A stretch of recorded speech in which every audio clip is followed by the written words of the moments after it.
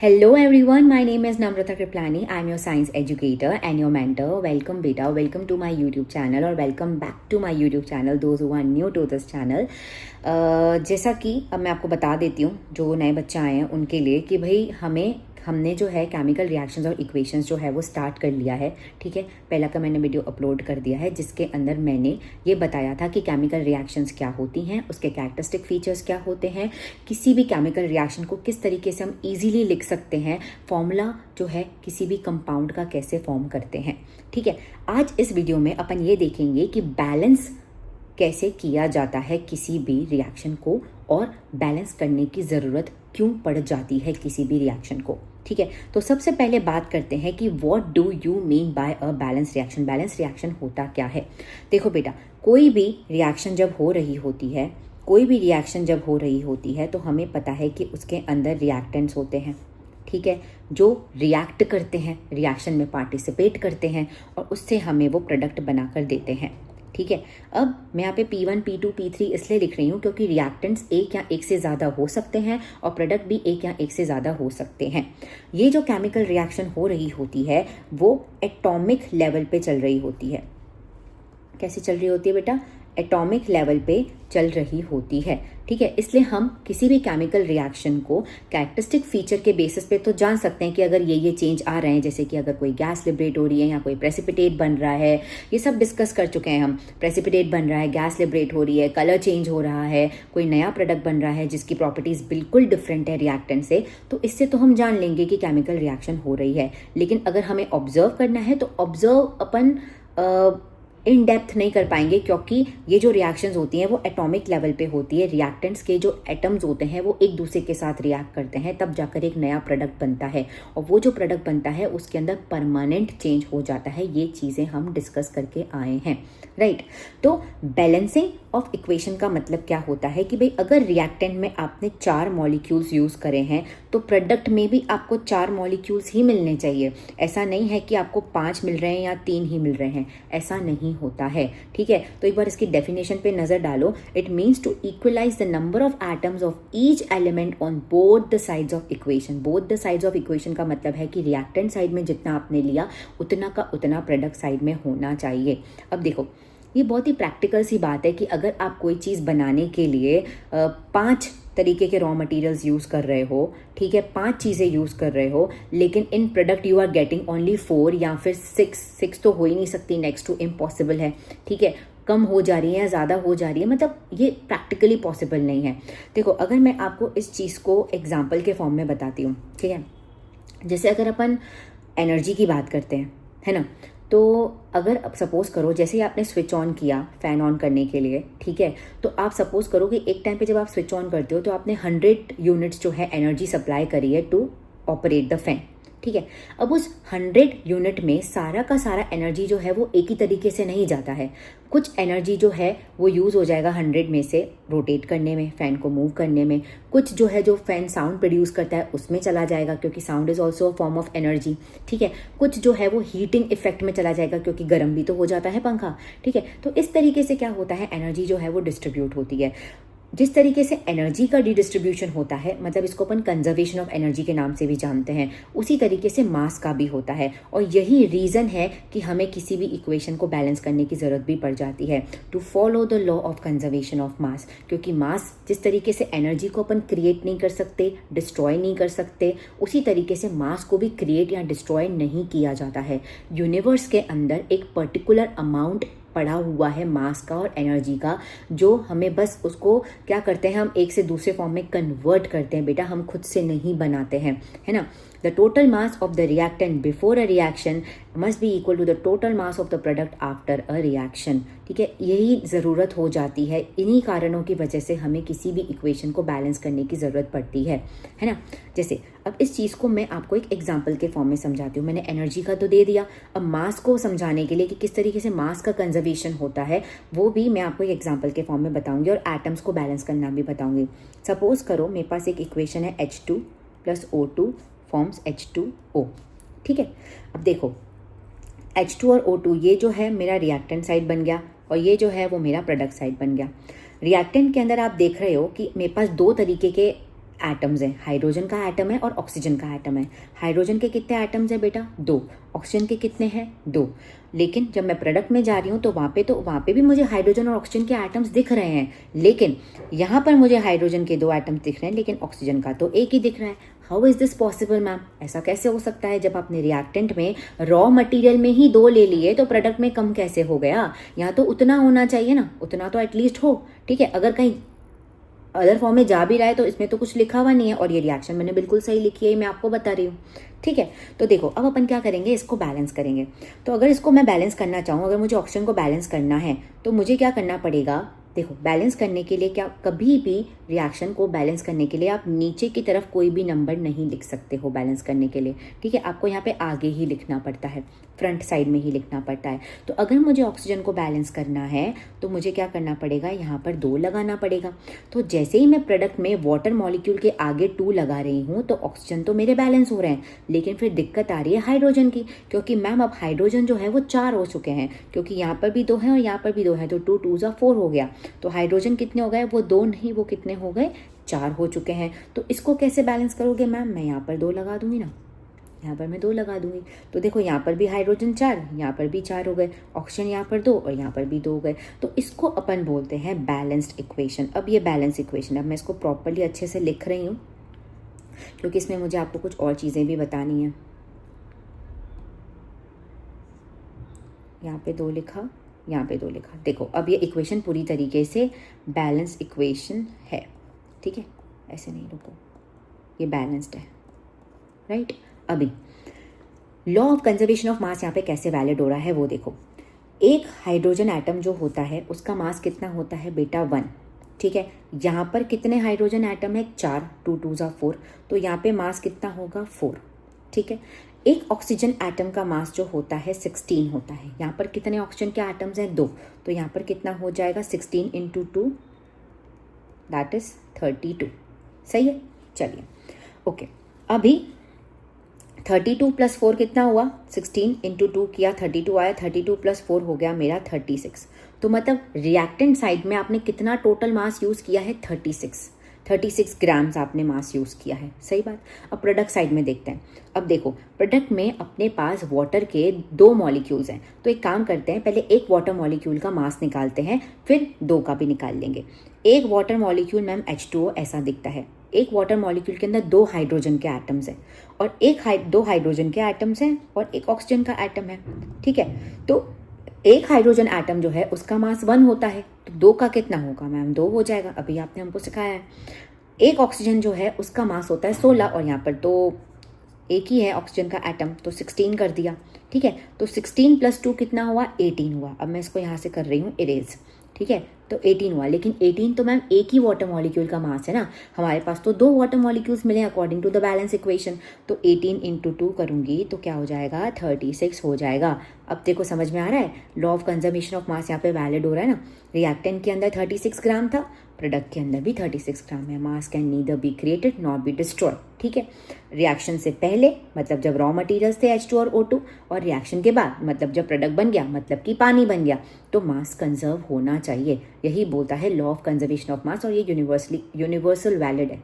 ठीक है, इसके कोई एक्सेप्शनल केसेस नहीं है। तो यहाँ पर कैसे हो सकता है? और वो नहीं था तभी तो अपन ने बैलेंस किया, इसको प्रूव करना था तभी तो बैलेंस किया। यही तो कारण है कि हम इसको बैलेंस कर रहे हैं।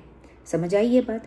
ठीक है, चलिए अब हम ये देखेंगे कि किसी भी रिएक्शन को बैलेंस कैसे किया जाता है। अभी मैंने आपको एग्जाम्पल के फॉर्म में बताया तो है, लेकिन अब मैं आपको थोड़ा सा 1-2 स्टेप्स बता दे रही हूँ। ठीक है, वैसे तो इसको हिट एंड ट्रायल मेथड से ही हम सॉल्व करते हैं, हमारे एनसीईआरटी में भी यही है, लेकिन एक सिस्टमैटिक तरीका होता है, तो वो भी एक बार कुछ पॉइंट्स देख लेते हैं ताकि आपको थोड़ा सा ईज हो जाए। अगर कुछ प्रैक्टिस कर लोगे ना, आप खुद ही अपने आप करने लग जाओगे, आपको उनके स्टेप्स की ज़रूरत नहीं पड़ेगी।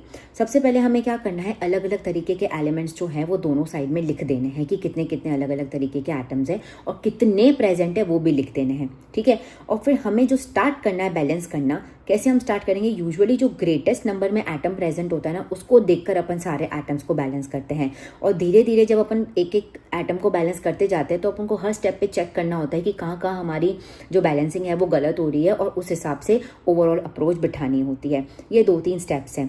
ठीक है, तो अभी इसको प्रॉपरली समझने के लिए ये काम ज़्यादा नहीं आएगा, जब अपन ये क्वेश्चन सॉल्व करेंगे ना उससे हमारा मेन काम होगा।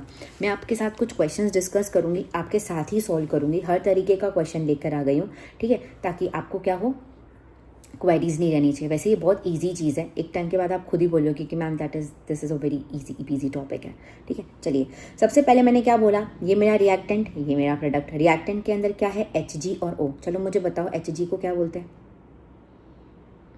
Hg क्या होता है, Hg इज मर्क्यूरी। Hg को क्या बोलते हैं, मर्क्यूरी। एक ऐसा मेटल है जो कि रूम टेम्परेचर पे लिक्विड फॉर्म में प्रेजेंट होता है।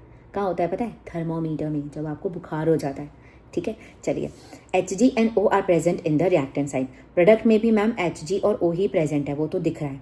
रिएक्टेंट में Hg कितना है 1 और ऑक्सीजन भी कितना है 1, ऑब्वियसली कुछ भी नहीं है, नंबर 1 1, ठीक है। लेकिन जब मैं प्रोडक्ट में देख रही हूँ तो मर्क्यूरी तो 1 है, लेकिन मैम ऑक्सीजन तो 2 प्रेजेंट है, हो गई गड़बड़। अब करो इसको, सबसे पहले तो ये अनबैलेंस इक्वेशन है, अब इसको हम करेंगे बैलेंस। अब मैम आप क्या अनबैलेंस लिख रहे हो, जब आप हमको सिखाई बैलेंसिंग रहे हो तो आप अनबैलेंस्ड ही दोगे ना, तो हमको बैलेंस करनी पड़ेगी ना, ठीक है। चलिए, तो अभी अपन करते हैं ऑक्सीजन को बैलेंस। अगर मैं ऑक्सीजन को 2 से मल्टीप्लाई कर दूं तो रिएक्टेंट साइड में, ठीक है, और मुझे पता है आपने हमें बताया था मैम कि अपन इस जगह पे कुछ भी नीचे की तरफ नंबर नहीं लिख सकते, हमें सामने ही लिखने पड़ते हैं। तो अगर मैं यहाँ पे, फिर ये एक ही ऑप्शन है, मैं यहाँ पर ही 2 लिख सकती हूँ, ठीक है। तो यहाँ पे मैंने 2 लिख दिया मैम, लेकिन जैसे ही आपने ऐसा किया, आपने Hg को अनबैलेंस कर दिया। बात तो सही कह रहे हो, बात तो सही कह रहे हो, Hg को अनबैलेंस कर दिया। तो एक काम करते हैं कि ऑक्सीजन को बैलेंस करने के चक्कर में मैंने क्या कर दिया, मर्क्यूरी को भी क्या कर दिया, गड़बड़ कर दी। तो मतलब रिएक्टेंट में मैंने मर्क्यूरी के 2 एटम्स कर दिए, तो प्रोडक्ट में भी करने पड़ेंगे। तो सिंपली क्या करती हूँ, इसके आगे 2 लिख देती हूँ, हो गई मेरी बैलेंस इक्वेशन, ठीक है।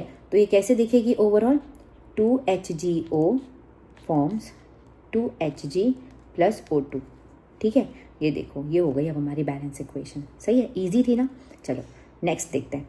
इसमें देखो रिएक्टेंट में क्या है, मेरे पास जिंक है, हाइड्रोजन है और क्लोरीन है, डिफरेंट एलिमेंट्स हैं और यही उसके एटम्स हैं। यहाँ पर भी जिंक है, क्लोरीन है और हाइड्रोजन है। देख रहे हो, रिएक्टेंट और प्रोडक्ट में एलिमेंट्स सेम ही होते हैं, मतलब डिफरेंट। जिंक है तो पोटेशियम नहीं आ जाएगा, समझ रहे हो, ठीक है। चलो, अभी जिंक जो है वो यहाँ पर 1 है, हाइड्रोजन भी 1 है, क्लोरीन भी 1 है, सब 1 1 है, चलो दिक्कत नहीं है। यहाँ पर देखो, यहाँ पर जिंक 1 है मैम, लेकिन क्लोरीन तो यहाँ पर 2 आ गए और हाइड्रोजन भी 2 आ गए। हाइड्रोजन और क्लोरीन को बैलेंस करना है, और मुझे यहाँ पे सबसे प्लस पॉइंट पता है क्या दिख रहा है, ये दिख रहा है कि हाइड्रोजन और क्लोरीन यहाँ पे दोनों अलग से प्रेजेंट है। अगर मैं इन दोनों के आगे 2 कर दूँ ना, तो 2 हाइड्रोजन और 2 क्योंकि और कहीं हाइड्रोजन और क्लोरीन प्रेजेंट ही नहीं है। मतलब अगर जिंक के साथ कुछ होता तो मेरे को दिक्कत हो जाती, क्योंकि मैं अगर उसको बैलेंस करने की कोशिश करती तो जिंक अनबैलेंस हो जाता, है ना। तो यहाँ पर HCl दोनों ही अलग प्रेजेंट है। HCl is what, hydrochloric acid, ठीक है। तो यहाँ पर अगर मैं 2 लिख दूँ तो देखो, क्लोरीन भी 2 हो गए, हाइड्रोजन भी 2 हो गए, दोनों 2 2 हो गए, और यहाँ पर भी 2 2 है, बैलेंस हो गई इक्वेशन। बस इतना सा ही करना था इसके अंदर, तो ईजी है बहुत, राइट। चलिए नेक्स्ट इक्वेशन करते हैं। नेक्स्ट में क्या है, यहाँ पर पोटेशियम है, यहाँ पे हाइड्रोजन है और यहाँ पे ऑक्सीजन है, ठीक है। यहाँ पे भी पोटेशियम है, हाइड्रोजन है और ऑक्सीजन है। अब इसको बैलेंस करते हैं। पोटेशियम तो देखो इधर 1 है और इधर भी 1 ही है, कोई समस्या नहीं है। हाइड्रोजन जो है यहाँ पे पता है तुम्हें, थोड़ा सा यहाँ पे टाइम लग सकता है करने में, क्योंकि यहाँ पे ऑड नंबर्स आ रहे हैं। हाइड्रोजन देखो यहाँ पर 2 है, लेकिन यहाँ पे हाइड्रोजन 2 और ये 1 3 है। यहाँ पे ऑड नंबर्स आ जाते हैं ना, वहाँ पे थोड़ी सी मुश्किल होती है, लेकिन हो जाता है, प्रैक्टिस से हो जाएगा। यहाँ पे ऑक्सीजन जो है वो 1 है और यहाँ पर भी ऑक्सीजन जो है वो 1 है। तो बेसिकली जो मुझे लग रहा है, मुझे हाइड्रोजन को बैलेंस करना है। हाइड्रोजन को बैलेंस करना चाहती हूँ मैं, तो अगर मैं इंक्रीज़ ही कर सकते हैं, डिक्रीज़ तो कैसे करेंगे। तो एक काम करती हूँ, यहाँ पर 2 से मल्टीप्लाई करती हूँ, ठीक है। तो यहाँ पे 2 से मल्टीप्लाई करूँगी तो यहाँ पे हो जाएगा 4, 2 2 जा 4, और यहाँ पर 2 और 1 3 है। मैं एक नंबर से तो नहीं बढ़ा सकती, मल्टीप्लाई कर रहे हैं तो एक नंबर से तो नहीं बढ़ सकता, क्योंकि यहाँ पर भी अगर मैं 2 से मल्टीप्लाई करूँगी 4 + 1 5 हो जाएगा, ठीक है। और नहीं करूँगी तो 3 तो है ही, तो ये वाला ऑप्शन तो हटाओ, ये तो नहीं हो सकता, ठीक है। यहाँ पर 2 हैं और यहाँ पे अभी भी 3 ही है, इसको हटाओ, यहाँ पे H2 ही रहने दो, है ना। अब एक बार काम करते हैं, 3 से मल्टीप्लाई करके देखते हैं, 3 से करो इसको। अगर मैं 3 से मल्टीप्लाई करती हूँ तो यहाँ पे 3 2 जा 6 हो गया, और यहाँ पर अगर मैं 2 से मल्टीप्लाई करूँ, 2 2 जा 4 और 1 5 हो गया, क्योंकि 3 से करूँगी तो यहाँ पर ही 6 हो जाएगा, 6 + 1 7 हो जाएगा, तो गड़बड़ हो गई। तो यहाँ पर अभी H2 रहने दो, ऐसा नहीं कर सकते, 3 2 जा 6 हो गया, यहाँ पर 3 करूँगी तो यहाँ +2 5 हो जाएगा, 3 भी नहीं बैठ रहा है, हटाओ इसको, 3 भी नहीं बैठ रहा है। एक बार 4 से करके देखते हैं, तो 2 × 4 करोगे तो 8 हो जाएगा, ठीक है, और यहाँ पर 3 है ही। अगर मैं यहाँ पे इसको 4 से मल्टीप्लाई करूँ, ठीक है, एक बार देखो, एक बार देखना, अगर मैं यहाँ पे 4 से मल्टीप्लाई करती हूँ तो हाइड्रोजन तो हो गए मेरे 8 और ऑक्सीजन हो गए 4, और यहाँ पे ऑब्वियसली अब मेरे को यहाँ पे जो भी वन नंबर मल्टीप्लाई करना पड़ेगा, क्योंकि ऑक्सीजन सिर्फ यहाँ पे ही आ रहा है तो मुझे ऑक्सीजन को भी उसी हिसाब से बैलेंस करना पड़ेगा, क्योंकि रिएक्टेंट साइड में और कहीं ऑक्सीजन है नहीं। तो जैसे ही अगर मैं 4 H2O लिखती हूँ तो मुझे यहाँ पर भी 4 करना ही पड़ेगा, क्योंकि ऑक्सीजन में यहाँ पे 4 तो होने चाहिए ना, ठीक है। हाइड्रोजन से पहले एक बार ऑक्सीजन पे नज़र डाल लो, शायद इक्वेशन ईजी पड़ जाए। यहाँ पे 4 हुआ तो यहाँ पे 4 ऑक्सीजन हो गए, यहाँ पर भी 4 ऑक्सीजन हो गए, और जैसे यहाँ पे 4 ऑक्सीजन हुए, पोटेशियम भी तो 4 हो गए, तो यहाँ पर भी 4 करना पड़ेगा।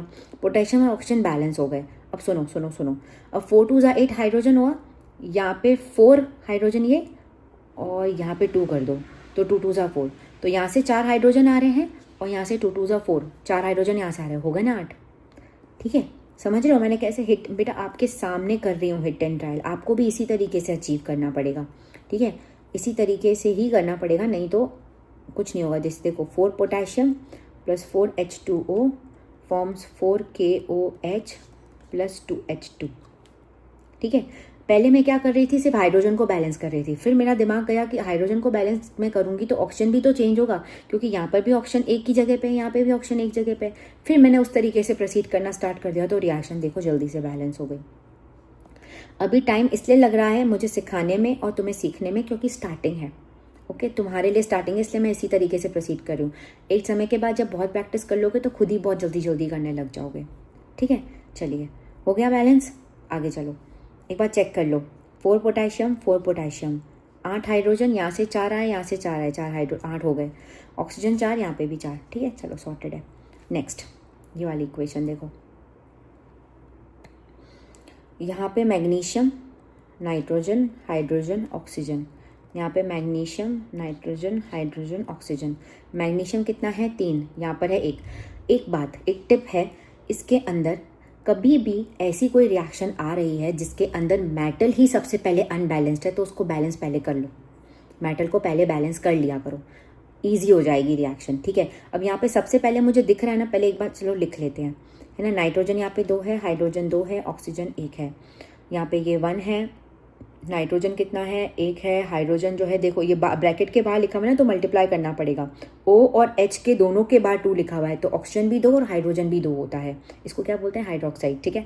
हाइड्रोजन 2, नहीं नहीं नहीं नहीं 2 नहीं है, 2 और ये 3, कितने हो गए, 5, 2 और 3 हो गए 5, और ऑक्सीजन जो है वो 2 ही है ना। चलिए, अब मैग्नीशियम जो है वो 3 है ना, तो सबसे पहले मुझे यहाँ पर 3 लगाना ही पड़ेगा, ठीक है। 3 मैग्नीशियम हो गए, यहाँ पर भी 3 हो गए, इसका तो हिसाब बराबर। यहाँ पे नाइट्रोजन 2 है, यहाँ पे 1 ही, अब क्योंकि नाइट्रोजन एक ही जगह पे, तो मुझे इधर 2 लगाना ही पड़ेगा, और कोई ऑप्शन ही नहीं है नाइट्रोजन को बैलेंस करने के लिए। × 2 कर दिया, ये बैलेंस हो गया। अब देखो, मैग्नीशियम और नाइट्रोजन को बैलेंस करने के बाद अब थोड़ा सा चेंजेस आएगा, क्योंकि अपन ने मल्टीप्लाई कर चुका है तो नंबर भी बदलेगा। अब यहाँ पर हाइड्रोजन जो है वो कितना हुआ है, यहाँ से 2 और यहाँ से 3, टोटल यहाँ से आए 6 हाइड्रोजन, ठीक है, और यहाँ पर भी कितने हुए, 6 + 6 हो गया 12 करने के लिए मेरे पास सिर्फ एक ही ऑप्शन है यहाँ पे 6 करने का, क्योंकि हाइड्रोजन इसके अलावा कहीं और प्रेजेंट नहीं है रिएक्टेंट के अंदर, तो 6 2 12 हो गया, ठीक है। अब ऑक्सीजन देखो, यहाँ पर ऑक्सीजन यहाँ पर कितना है, 6 यहाँ से आया, बस 6 ही है, और यहाँ पर भी देखो 6 ही ऑप्शन है, हो गया बैलेंस, ठीक है, हो गई है रिएक्शन बैलेंस। यूजुअली बच्चों को जब इस तरीके से ब्रैकेट में आ जाता है कोई भी हमारा पॉलीएटॉमिक आयंस आ जाते हैं ना, उसको पॉलीएटॉमिक आयंस कहते हैं, तो उनको उस केस में दिक्कत आती है, तो इसलिए मैं ये लेकर आई थी रिएक्शन, ताकि आपको दिक्कत ना है। हिट एंड ट्रायल से मैं आपके सामने कर रही हूँ, उसी तरीके से आपको भी करना है। तो ये आपकी बैलेंस इक्वेशन हो चुकी है। नेक्स्ट ये करो, इसमें देखो उसी तरीके की है, एल्यूमिनियम है, ऑक्सीजन है, हाइड्रोजन है, सल्फर है, एल्यूमिनियम है, ऑक्सीजन है, हाइड्रोजन है और सल्फर है। एल्यूमिनियम यहाँ पर 1 है और यहाँ पर 2 है, कर लूँ सीधा मल्टीप्लाई, अभी आपको बताया था। एक काम करती हूँ, इधर ही 2 एल्यूमिनियम कर देती हूँ, ठीक है। फिर उसके बाद सल्फर को बैलेंस करो। ऑक्सीजन और हाइड्रोजन को यूजुअली लास्ट में बैलेंस करना होता है, ठीक है। सल्फर को बैलेंस करने के लिए सल्फर यहाँ पे कितना है, यहाँ पर तो एक ही सल्फर दिख रहा है और यहाँ पर जो है वो 4 सल्फर दिख रहे हैं मैम, ठीक है। तो 4 करने के लिए एक ही ऑप्शन है, इधर 4 लगाना पड़ेगा और कोई ऑप्शन नहीं, क्योंकि और सल्फर का यहाँ है ही नहीं, ठीक है। तो इंटू 4 कर दो, ठीक है। तो 4 सल्फर एक मिनट SO4 होल साइज 3 है ना, 3 है, सॉरी 3 है यहाँ पर, SO4 होल साइज है ना, हाँ। तो यहाँ पर भी 3 हो गए, मैंने 3 × 1 करके इधर भी 3 कर दिया, ठीक है। अब यहाँ पर हाइड्रोजन को देखो एक बार, हाइड्रोजन यहाँ पर कितना है, 6 इधर से आ रहा है और यहाँ पे 3 और यहाँ 6 इधर से आ रहा है, 12 यहाँ पर तो 12 है। और यहाँ पर देखो 2 यहाँ से आ रहा है और कहीं है ही नहीं, तो इधर 6 लिखना पड़ेगा, यहाँ पे 6H2O लिखना पड़ेगा, ठीक है। तो हाइड्रोजन बैलेंस हो गए 12 और 12। अब एक बार ऑक्सीजन देख लो, ऑक्सीजन यहाँ पर 3 और 2, यहाँ से ऑक्सीजन के कितने मॉलिक्यूल्स आ रहे हैं, 6, और यहाँ से 4 3 12, यहाँ पे 4 है ना, आगे 3, तो ये आ गया 12, 6 और 12 हो गया 18। यहाँ पे ऑक्सीजन कितना है बेटा, 18। यहाँ पर देखो 4 3 12, यहाँ पे SO4 होल थ्राइस है ना, SO4 होल थ्राइस, तो सल्फर 3 हो गए और जो ऑक्सीजन है वो 4 3 12, यहाँ से 12 आ रहा है और यहाँ पर से 6 आ रहा है, तो 12 और 6 18, तो ये भी 18 और 18 ऑटोमेटिकली बैलेंस हुआ। तो इन 2 रिएक्शंस जो अभी आप बैलेंस करके आए उसमें आपको क्या समझ में आया कि सबसे पहले अगर मेटल बैलेंस नहीं है तो उसको कर लो, फिर मेटल के अलावा कोई नॉन मेटल है तो उसको, जैसे यहाँ पे सल्फर था तो फिर मैंने उसको बैलेंस किया, फिर आप हाइड्रोजन को बैलेंस कर लो, फिर ऑक्सीजन को बैलेंस कर लो। हाइड्रोजन और ऑक्सीजन में इंटरचेंज होता रहता है, ठीक है। इस तरीके से अप्रोच करना है। हाँ, ये वाला जो इक्वेशन है ये मैं आपको होमवर्क के लिए दे रही हूँ बेटा, ये आप सॉल्व कर लो, ठीक है। इजी है, ज़्यादा समय नहीं लगेगा, है ना। Metal, non metal, hydrogen, oxygen, metal फिर नॉन मेटल फिर हाइड्रोजन और फिर ऑक्सीजन, ये है, ठीक है। इस तरीके से अपन को प्रोसीड करना है, राइट। तो ये हो गया हमारा बैलेंसिंग ऑफ अ रिएक्शन, हम क्यों करते हैं और कैसे करते हैं, दोनों चीज़ हमने देख ली। So done with this. अभी नेक्स्ट वाला जो वीडियो आएगा उसके अंदर अपन क्या डील करेंगे, टाइप्स ऑफ केमिकल रिएक्शन, वो होने के बाद चैप्टर हो जाएगा हमारा खत्म, ठीक है। थैंक यू सो मच बेटा for watching, and in case अगर आपको किसी भी चीज़ में दिक्कत आ रही हो, let me know in the comment section, I will definitely going to reply and solve that problem for you बेटा, ठीक है। Thank you.